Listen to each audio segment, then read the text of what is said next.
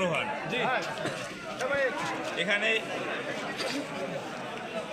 আমাদের রাজনীতি হলো আমাদের ওয়ার্ডটা নিয়ে। আমরা এখানে অক্লান্ত পরিশ্রম কষ্ট শরীরে ঘাম ধরাইয়া দৌড়াদৌড়ি করছি। অন্যান্য দলের দেখা যায় টাকা পয়সা আছে, আমাদের টাকা পয়সাও নাই। এই কাজ করিয়া আমরা আলহামদুলিল্লাহ কইয়া বাড়ি বেরিয়ে যাইয়া আল্লাহ আমরা এটা আল্লাহর দয়া। এই ওয়ার্ডে অন্য আনোয়ার কি হয়েছে আল্লাহ জানালে সবাই জানবে। তো এইখানে যে আল্লাহ আমাদেরকে বিজয় করছেন, এই জন্য মহান সত্তার দরবারে সবাই একযোগে শুকরিয়া জ্ঞাপন করে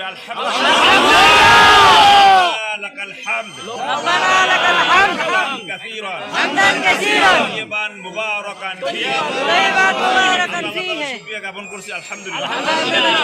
আমরা যদি এখানে ভোট কম পাইতাম, আমাদেরকে আমাদের নেতৃবৃন্দ যারা আছেন বলতেন তোরা কি কাজ কি কাজ করছে, তোরা আমরা সারা বাংলায় দাওয়াত। এখন আলহামদুলিল্লাহ আমাদের প্রতিপক্ষ যে বাইরে আছে তাদের মন খারাপ থাকতে পারে, তাদের সাথে আমাদের আচার আচরণ, আমাদের ভদ্রতা, আমানতদারি ইমানতদারি আমাদের বজায় রেখে চলতে হবে ইনশাআল্লাহ।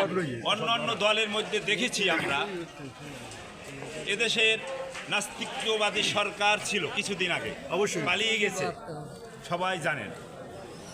আল্লাহকে পছন্দ করতো না, বিসমিল্লাহির রহমানির রহিম সহ্য করতো না।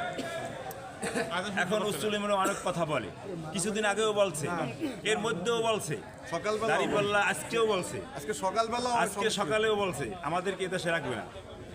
আল্লাহ যদি আমাদেরকে রাখেন এদেশ থেকে আমাদের কেউ পালাতে পারবে না ইনশাআল্লাহ। 1997 সনে আমিনুল ইসলামকে ঢাকা জগন্নাথ জাহাঙ্গীরনগর বিশ্ববিদ্যালয় নামাজ পড়ার অপরাধে, এই দেশটা ছিল মুসলমানদের দেশ, এটা তো কোনো রবি ঠাকুরের দেশ না।